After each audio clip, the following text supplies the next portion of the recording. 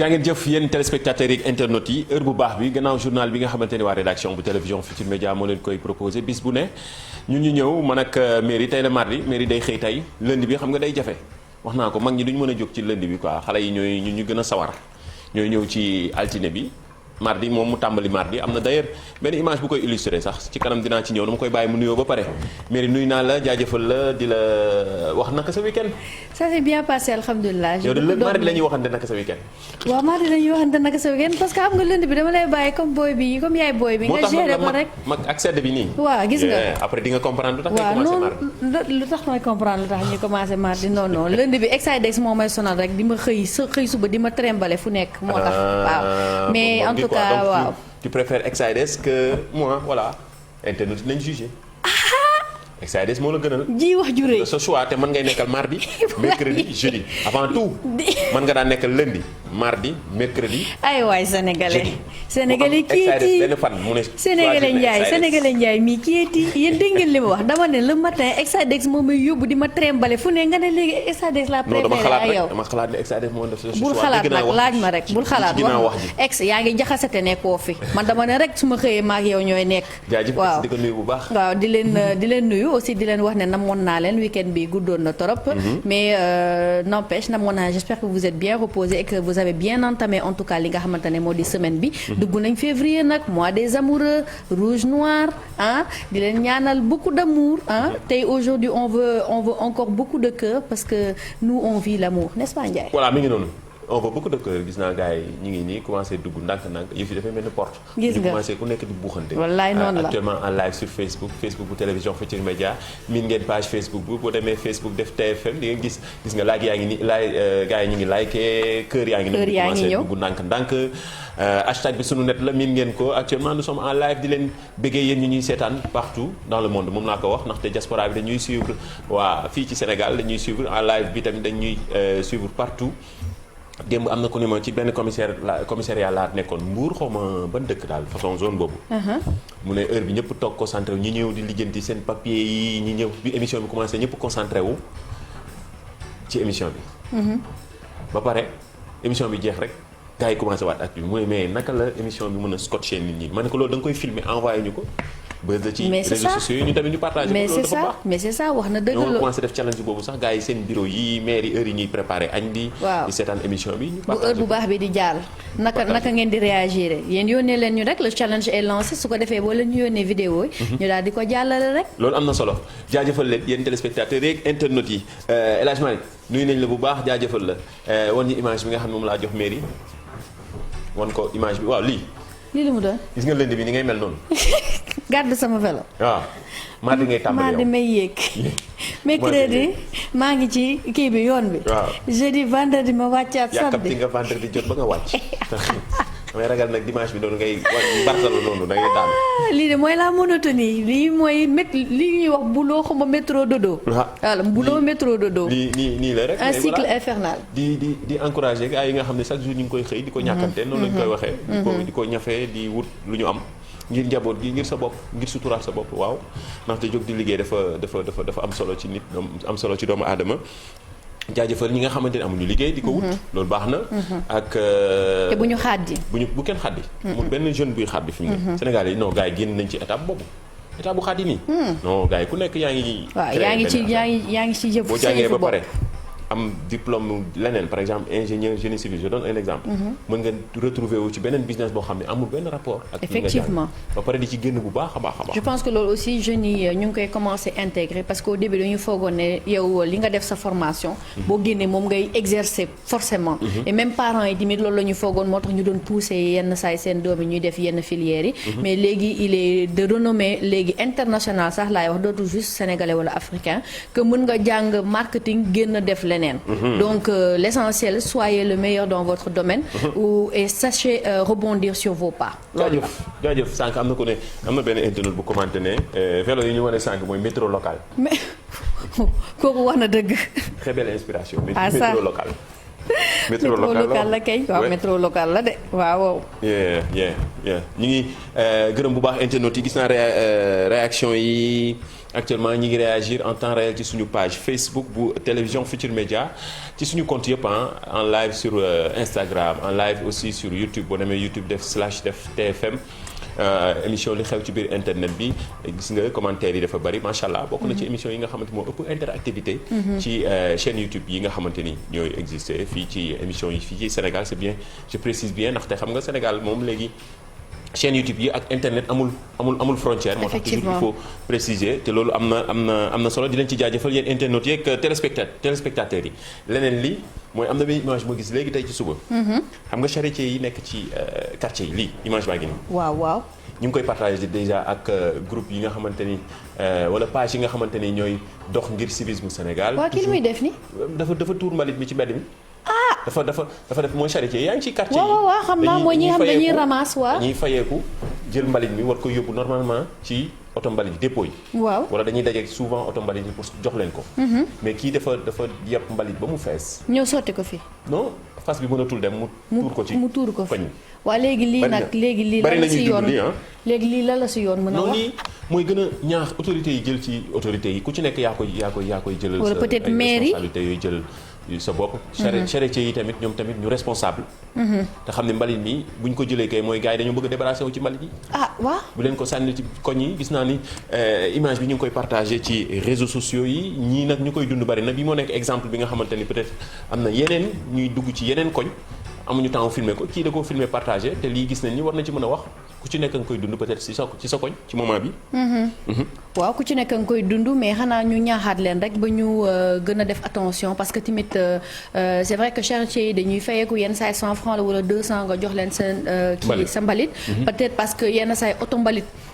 du gaaw a jàll donc peut-être mairie bi il faut mu xool en association avec ñi nga xamante ne ñoom ñooy gérer oto mbalit yi naka la ñu mënee dindi lii nii parce que lii tamit ñaaw na ci koñ te fas tamit mala la boo ko yenee lu ëpp du mën a continuer moom fi mu mën a dem rek lay dem donc ñu bàyyi ci xel bu baax am na solo lu sénégalais yi di dund la ñu partagé ko ci réseaux sociaux yi ak hashtag bi sunu net di remercier page yi nga xamante ni ñu ngi jóg pour gën a ñaax sénégalais yi sensibiliser leen mu ci mel ne luttons contre l'indiscipline des sénégalais page bu am solo la am na beneen page mooy bi nga xam ne moom lañ tiré kii bi mooy je pense place activisme sénégalais quelque chose comme ça peut-être mën naa juum page yooyu tamit daal ay comptes yu am solo la yoo xamante ne dañuy informer mais gën di sensibiliser sénégalais ku ci nekk boo amee looy dénoncer boo amee loo xamante ne naqari na la ci jamono ji nga xamante ne wax naa ko téléphone ci poste mooy télévision wala mooy smartphone yi nga xamante ni léegi ku nekk yaay sa journaliste bopp parfois leen naqari mën nga ko bind partager jël ci ay yu wóor ku ci nekk joxe ci sa solution te loolu am na solo am na déjà internet yi ñu commencé tendance de waaw am na ñuy tendance nee nañ man la ñu àndal waxal loolu yow tamit yow maa ngi gis lépp de yow mi si la may wax ni yëpp maa ngi gis commentaire yi nee nañ man la ñu àndal parce que man du ma leen lâché benn yoon yow mi la ñu àndal nee nañ man la ñu àndal kon de liiruñu les mêmes commentaires parce que man du ma leen lâché benn yoon ñu nii lii man liiruma les mêmes commentaires ñii dañu ngi ci chartier bi nee nañ sax waa koñ yi ci boppam ñoom ñoo war a bañ loolu am na keneen kon yow gisoo bu baax bi déedéet yow fu mu ne nii da ngay xëcc sa côté parce que ñun ñu ngi ci Mamadou Ndiaye ndaxte moom duñu lâché maa ngi fekk ñoom lundi mardi mercredi jeudi kon jëlal kii Mairie B l'avocate je te salue man Mairie yow laa bëgg Mairie B macha allah dadis gay ci sujet bi mu continuer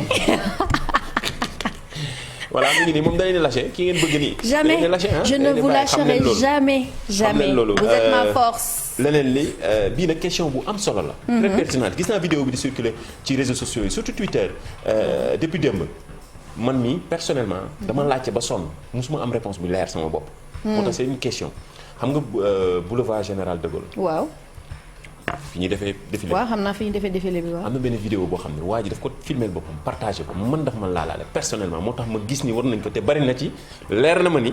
xamoo réponse bi mais leer na ma ni tamit question bi dina la intéressé ñu seetaan. ok. Général de Gaulle. Hey les gars, dites-moi, au niveau du boulevard Général de Gaulle, moi je comprends pas. Pourquoi le premier rond-point on a le droit de le traverser au milieu, là, normal, pépère, ce qui est normal, c'est une route que tu mets normalement. Vous le voyez, c'est le premier rond-point, la flèche en bas. On peut traverser. Mais il y a un deuxième rond-point en haut, plus haut. Non, ce rond-point, on n'a pas du tout le droit de le traverser. Pas du tout, il n'y a aucune barrière, mais on est tenu de le contourner. C'est comme s'il y a une barrière invisible. Personne, alors la personne n'a le droit de le traverser. Qu'est-ce que c'est que ça? Dites-moi. Les gars, dites-moi, au niveau du boulevard... mais di seetaan gis nga. waaw bett na la wala bettu la. c'est vrai que ñun enfin tu ne te poses pas la question en fait. parce que da ngay ñëw gis ñi ñëpp di jaaree nii. bon je sais que une fois je l'ai posé à mon père. mais j'avais pas de réponse donc je me suis dit comme ñëpp nii lañ def. doo am réponse bi léegi peut-être internautes yi ak ñi ñu mag ëpp ñu expérience ak xam-xam. mën na am ñu jox ñu réponse bi. c'est vrai hein. mais question bi c'est tellement pertinente. c'est vrai. avec le recul mi ngi circulé ci réseaux sociaux yi. ouais. fa lañ ko jëlee ñu gis ni je pense que xale yi mën nañ ci jàng te comme que émission bi loolu la li xew ci biir internet bi la lu ñu gis ni njëriñ la pour ñun ñëpp ñu jàng ci ba jàng bi léegi nekkatul école rek. déedéet. bañ a ko les cours yi en ligne la. Covid oblige. léegi mais lii tamit stratégie bu baax la ndaxte question bi man personnellement dama ko posé ba sonn. kenn joxuma réponse di xaar réaction yi mën nañu ko fi bàyyi ba suba sax suñu neexee. mais commentaire yi joxe leen seen peut-être autorité yi nekk ci tali bi dinañ ci mën a am sax explication bu simple la mën na am. mais man daal amaguma lu tax daal le pourquoi lii. rond-point bi ñu koy tëb ni kenn amul droit jaar ci diggante bi. c'est vrai man daal waa ji daal question bi am na solo di bàyyi réaction internautes yi déjà ñi ngi commencé réagir. ñu ngi nii El Hadj Malick ñu ngi commencé réagir. hashtag bi sunu net la gis nga ñoom ñëpp ngi commenté ku nekk di joxe sa xalaat ci question bi nga xam ne posé nañ ko mais internet boobu posé ko jàll di partagé vidéo bi muy jàll TikTok Facebook Twitter ak Instagram ñëpp di joxe seen xalaat mais je pense yéen am ngeen possibilité réagir fii ba suba wax naa ko dañ koy continuer ba suba peut-être ñu am benn borom xam-xam bu ñëw jox ñu ci explication bu leer. ñun ñëpp ñu jàng ci. ndaxte je pense que. en tout cas de Astou Diop joxe na benn réponse lu mu wax moom nee na c'est réservé pour le président et les ambulances. waaw mën na ne. waaw Astou Diop daal loolu la wax. loolu mën na nekk waaw nee na c'est réservé. pour le président et les ambulances. loolu am na solo mën na nekk lu mën a nekk la. waaw di xaar yeneen réaction hashtag bi sunu net la muy Facebook Twitter wala Instagram sinon ngeen dem ci sunu chaîne YouTube ngeen commenter mais question bi c'est très pertinente benn internaute moo def vidéo bi daal di koy partager mën na am sax yeneen étrangers yi ñu dul sénégalais tamit ñu jëriñu ci ndaxte lii. am na solo leneen li mooy mbirum Facebook ak bëgg yi mu doon def ak temps yëpp ñu ngi ci doon wax. waaw temps yëpp ñu ngi ci doon wax parce que ñu ci bari dañu jékki-jékki yeewu gis ne seen session dafa expiré. dañu leen déconnecté de li nga xamante ne moom moo di seen compte. donc wala nga nekk ci Facebook bi affaire yi yéex. ba sax nit ñi ñu ngi doon poser ay questions genre Momo Seck di naan est-ce que Facebook marche chez vous et tout ça. mais comme on vous dit chaque fois ñun duñu dem juste nii ci explication yi yenn saa yi dañuy dem seeti ji ay experts. ñu jox leen ay explications yu leer. donc par rapport ak ça on est parti voir ki nga xamante ne moo di Daouda Dem. Daouda Dem il n'est plus à présenter dans le milieu digital. je pense que ñëpp xam nañ ko. bari na fi taw loolu li ñu koy gis ci émission bi. ci émission bi donc moom nag mu daal di ñu jox quelques explications. ci boobu des phénomènes bu dal Facebook ñu déglu ko ñëwaat. waa TFM seen mbokk Daouda moo ñëwoon tey pour expliquer leen un peu fan yi bëgg yi nekk ci Facebook ak yi ngeen jànkonteel en tout cas ci Facebook. bëgg mooy panne nag mën nga ko am soit sooy ubbi application bi wala soo duggee ba ci application bi am ay fonctionnalités yoo xam ne mënoo ko ubbi fan yi ñu gis ci bëgg yi souvent li ñu mujjee wax en tout cas mooy session année bi moo jeex ñu war ko renouveler loolu moo tax moo commencé am ay bëgg bi nag bon ce qu'il faut savoir aussi c'est que mën na différencier selon des catégories de téléphone mën na am ay bug ci iOS mooy ñi utiliser Apple alors que ñi utiliser par exemple Android duñu am bug bi mën na ñëw mën nañ ko am aussi ci par rapport ak mise à jour yi ñi am par exemple ñi def mise à jour iOS 14 mën nañu am ay bug alors que ñi nekkoon ci version yu njëkk yi mën nañ bañ a am bug wala ñu ne par exemple waa Europe am nañu bug alors que waa Afrique amuñu bug donc c'est ça qu'il faut savoir ci affaire bug yi bon bug li koy indi souvent mën na nekk attaque cybercriminalité mën na nekk aussi par exemple des aspects stratégiques par exemple s'il y a une guerre entre Apple ak Facebook ou bien entre Google mi nga xam ne moom Android ak Facebook mën na nekk tamit ci par exemple des sessions annuelles yi nga xam ne day jeex ñu war a changer URL bi wala war a changer beneen session. Salaamaaleykum. merci beaucoup moom Daouda Deme di ko jaajëfal ci explication yi leer na wax naa ko Facebook. wax na ko lu expliqué nañu ko nu mu gën a simple Facebook dafay changer session ci at bu jot. parfois moo tax muy créer bëgg yi mais bëgg yi mën na changer d'un continent à un autre. wala mu dem d'un pays à un autre. ou bien même d'un téléphone à un autre. parce que mi ngi wax ne que ñi nga xamante ne jot nañu def li nga xamante ne moo di mise à jour bi. ci Apple xëy na ñoom yoruñu ko. mais par contre waa Android ñu ngi ko doon seen Facebook mi ngi doon marché parce que man j'ai fait le constat si sama Apple bi marché wul woon mais sama Android mi ngi doon marché. oui changement session yi la ci téléphone mobile ci téléphone yi wala smartphone yi. voilà am na solo système yi aussi te explication bi nga xam ne jox na ko donc kon gars yi bu ñu tiit yaakaar ne ay kii la ak yooyu virus la ay wala ay hacker ak yooyu donc Facebook la ci boppam session bi bu ñuy dugg ci at bu bees bi il faut ñu changer te di fàttali Facebook nag ñu bari ñëpp a ngi ci daanaka ndax léegi lim bi yéeg na léegi ba toll ci plus de 2 milliards d'utilisateurs moom réseau social bu mag bi nga xamante ni Mark Zuckerberg moo ko jiite gars yi di ko woowee Mark Zuckerberg. Mark Zuckerberg. léegi bu ñu jógee ci Facebook mën nañu dal ci WhatsApp. toujours benn bi la. di alerter duñ ci jóg.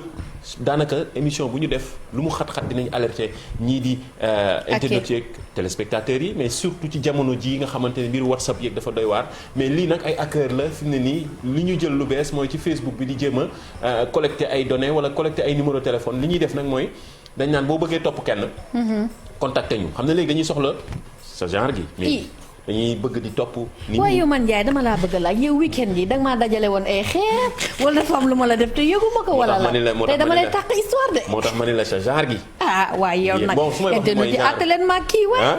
maa ngi la namoon ba dee. bilaay ma raw nga def sa bëla ma peloo la nii bëla nga may. sànni xeer ci bëla bi. mais ñi nga xam ne dañuy delloo xeere de. léegi ak téléphone portable yi day tax ñuy topp nit ñi day tax ñuy surveiller nit ñi. léegi ku bëgg loolu xam nga loolu parfois da ngay am ñu sopp rek. en fait il se base sur état d'esprit mindsetu nit ñi. parce que léegi muy góor muy jigéen ku ci nekk yaa ngi bëgg a xam lan la sa partenaire di def traquer ko quoi. suivre ko xam lan lay lijjanti ci téléphone am parce que xam nga nañ ko wax dëgg nag góor yi dañoo mën a nëbbatu. mën nëbbatu. wala bu lépp leeroon xam nga duñ fi nekk di donc si loolu dañuy basé wu. di jéem a def ay message wala di la dugaloo ci application. naan la boo bëggee ñu toppal la sa partenaire wala nga xam diw.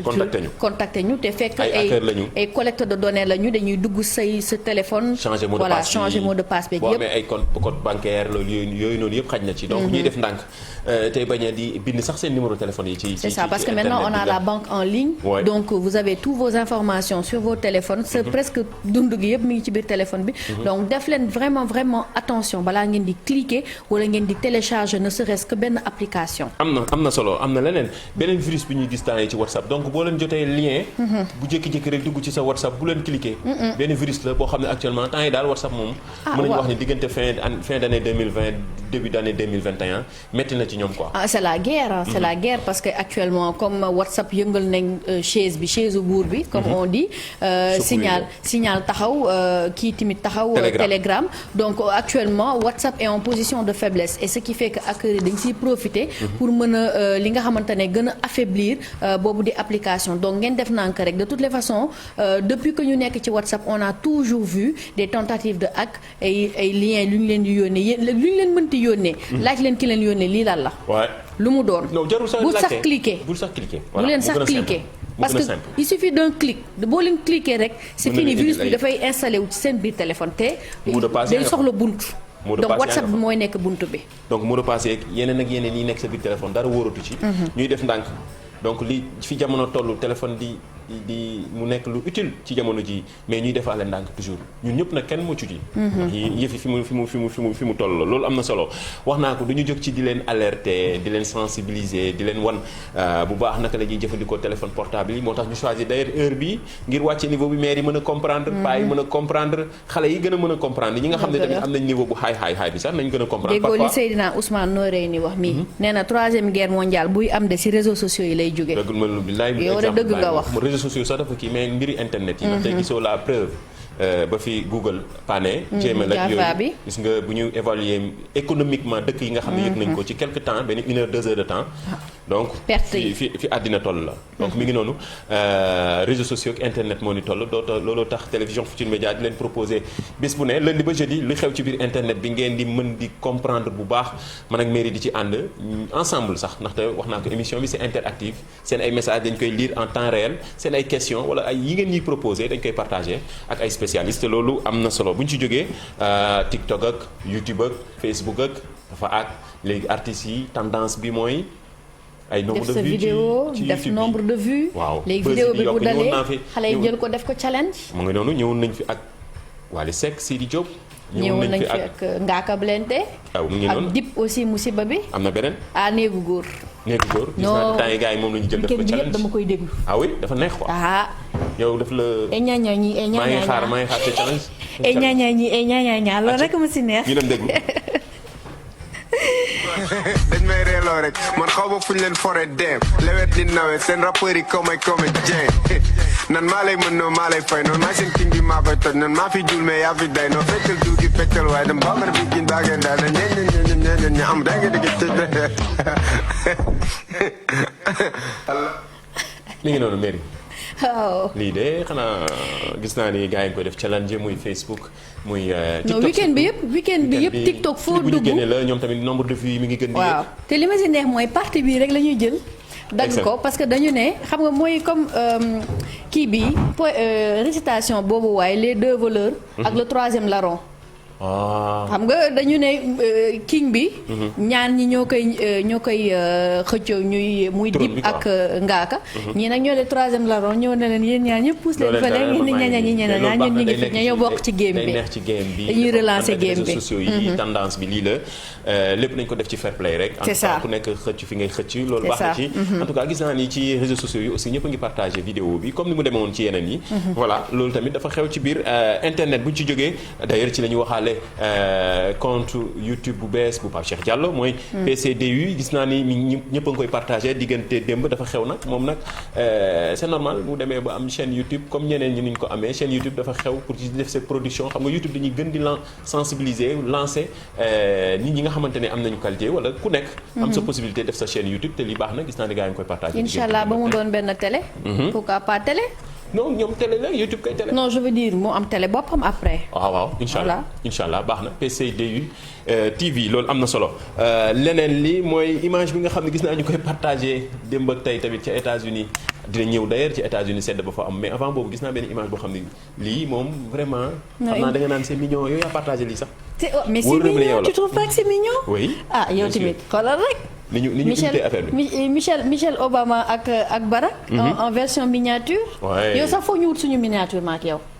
internet yi li jëntil leen ni suñuy miniature. bu amee lu muy kii rek dañuy wax internet yi. waaw parce que man ñoom ñooy sama xarit. loolu dégg nga. ñoom man si yéen laa far de. waaw yéen a ko yor. waaw baax na ñoo lay support. waaw jeex na ñoo ko yor mais image bi gis naa ne gars yi ngi koy partagé ci réseaux sociaux. oui c'est très mignon. wane ni mu nekkoon image de comme ni ñu ko defee woon ñun suñu image du jour. autant mooy bi cérémonie d'investiture bi amee di wane ni gars yi image bi marqué nañu bari ba xale yi di ko reprendre te lii gis naa ni dafa def buzz ci réseaux sociaux yi d'ailleurs moom foofu la ñuy defee transition bi daal di dem ci États-Unis tempête de neige moo fa am diggante démb ak tey ba yenn états yi sax d'ailleurs dañoo daal di def décréter lii di état d'urgence mu yéeme nag image yaa ngi nii en tout cas ci réseaux sociaux yi dinañ xalaat ñoom waa États-Unis bari na fa ay Sénégalais yi nga xam ne actuellement ñu ngi seetaan télévision Futurs Médias waaw nee nañu couche de neige bi daal dina atteindre li nga xamante ne moo di 39 centimètres fële ca Central Park bu New York donc mauvaise condition météorologique yi moom moo am benn incidence ci li nga xamante ne moo di déplacement yi dem ak dikk bi ñu ne nag affaire bi lundi 1er février la am donc nord-est des États-Unis te mën na dugg ci li nga xamante ne moom la ñuy wax dans les annales les plus fortes chutes de neige enregistrées à New York donc muy Washington Boston Pennsylvanie Maine des dizaines de millions d'habitants ñoom ils ont été placés en état d'urgence en raison de cette tempête de neige boo xamante ne dafa am ay vents de 80 km/h.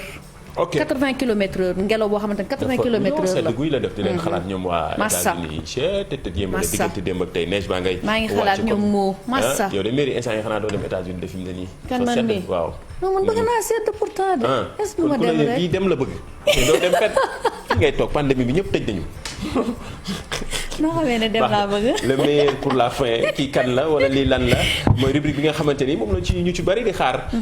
dañ leen proposer à chaque fois photo benn personnalité wala koo xam ne xam nañ ko mu def jaloore bu am solo ci réew mi wala ci àddina wërngal këpp laaj ndaw ñi ba xam na xàmme nañ ko wala mag ñi ba xam na fàttaliku nañ ko loolu nag am na solo gis nañ ni intéressé nañu bari démb ñëwoon nañ fa ak El Hadji Mansour Mbaye gis naa ni internautes yu bari d'ailleurs moo jël record commentaires yi ndaxte internautes yu bari dañoo dem daal di dem commenter ci suñu page Facebook suñu compte suñu chaîne YouTube télévision Futurs Médias ñëpp di commenter ci jaar-jaaram taxawaayam di ko ñaanal yàlla gudd fan ak wér bàyyi woon nañ fi dem benn nag démb ci jaajëfal bu baax kii di sponsor bi di Jili CSP nekk rond-point cité kër góor gi di ko jaajëfal parfois ñu tànn kenn yóbbu ko ci Jili mu jëli lowoom nekk rond-point cité kër góor gi d'ailleurs am na fa lii di Samsung S21 bu bees bi am na ci Jili ah oui.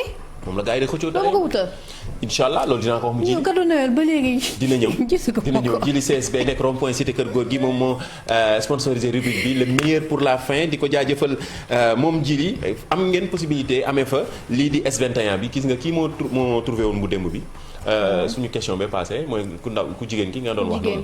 S21 baa ngi Fatou waaw yow mi ngi ca Jili. S21 bi kat. yaa Fatou def na statut wot partagé. yoo xam nga dama am rabu téléphone. yow lii war nga ma kaa wutal. Jili moo koy mag ci Jili ngay dem am nga possibilité am foofu moom rek moo ko am. am na yeneen showroom sax mais showroom mu Jili bu nekk rond-point cité kër góor gi. gars yi miin nañ ko léegi ma nga nekk rond-point cité kër góor gi tey kii kàlla bu démb bi wan ñu ko. alors kii kàlla bu démb bi mi ngi tudd. mais photo bi dama gis ni ñu bari dañoo daanu. waaw ñu bari nag ñu ngi doon wax Habib Thiam. oui mais ñeneen tur sax premier ministre bi. am na Habib Thiam bi moom c'est revenu. mais kii du Habib Thiam Serigne Moustapha Cissé la. waaw bu Pire. donc moom nag il est né en 1931 nekkoon xalif général de Pire mi ngi daal di décédé à l'âge de 86 ans génn àdduna à l'âge de 86 ans. donc moom nag ñu xamee woon que ne ni moom moo nekkoon. voilà ambassadeur la woon moom moo nekkoon foofu ca ci dëkk yu bari entre Égypte. Koweït ay Oman dëkk naar yi. yu bari yoo xamante ne représenté na fa Sénégal moom Serigne Moustapha Cissé Pire. moom trilinguiste la woon sax dafa xamoon arabe français anglais. donc moom moo nekkoon premier sénégalais arabophone à être admis dans la diplomatie. avec des domaines artisans incontestables du développement de la coopération arabo-sénégalaise. et ancien ambassadeur fële ca Caire en Arabie Saoudite et notamment au Koweït. waaw mi ngi noonu. voilà Koweït Arabie Saoudite wax nañu ko ba ak Égypte ca Caire. loolu am na solo moom Serigne Moustapha Sy mi ngi génn àddina bu yàggul je pense 2017 la. 2017 oui bi mu génne àddina à l'âge de 86 ans à l'âge de 86 ans. waaw di ko ñaanal yàlla yokku leeram woy ko suuf ci kawam di jaajëfal waa Pire yëpp d'ailleurs xam nga man dama jaar Pire nag. yow it jaar nga Pire. yàlla baax na. Pire sama dëkk la jaar naa fa sama enfance. jaar nga Thiès. Pire. jaar nga Pire. Xombal. maay Sénégal. ak Ndakaaru. waay. kon yow Ndakaaru nga mujjee. waay. fii laa njëkkee fii laay mujjee waat. fii nga njëkkee fii nga ñëwaat. te demoon nga États-Unis ñëwaat. yàlla baax na léegi ma woowee la Ndiaye l'international. non. si Ndiaye l'international léegi ñu dem tuuti rek avancé tuuti rek.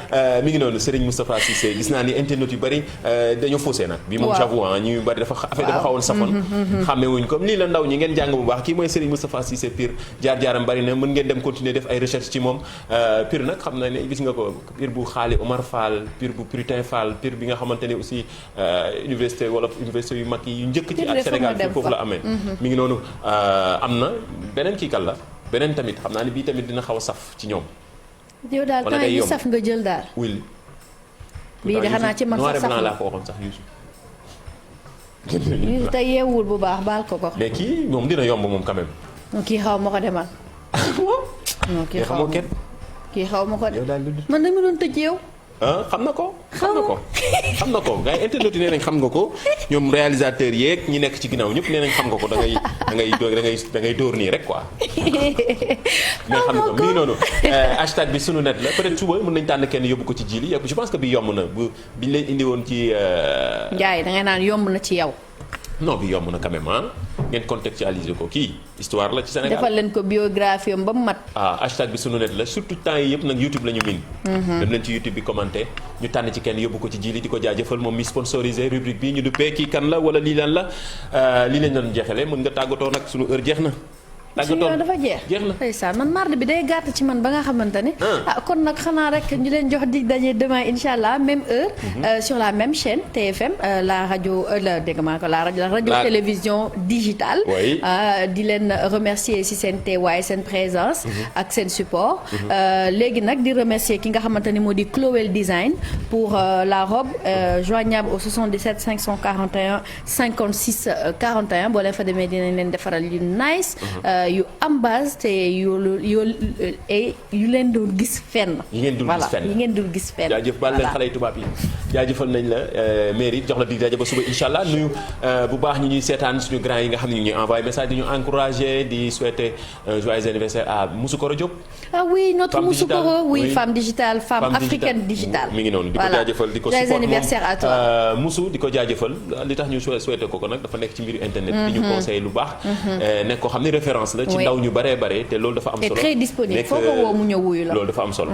jaajëfal équipe bi ñoom El Hadj Malick jaajëfal waa équipe digitale bi ñoom Adja ki ko jiite di mag yi jaajëfal ñoom Babacar ak ñi nga xam ne ñoo géré woon son bi tons jox leen dig daje ba suba ci beneen numéro li xew ci biir internet bi.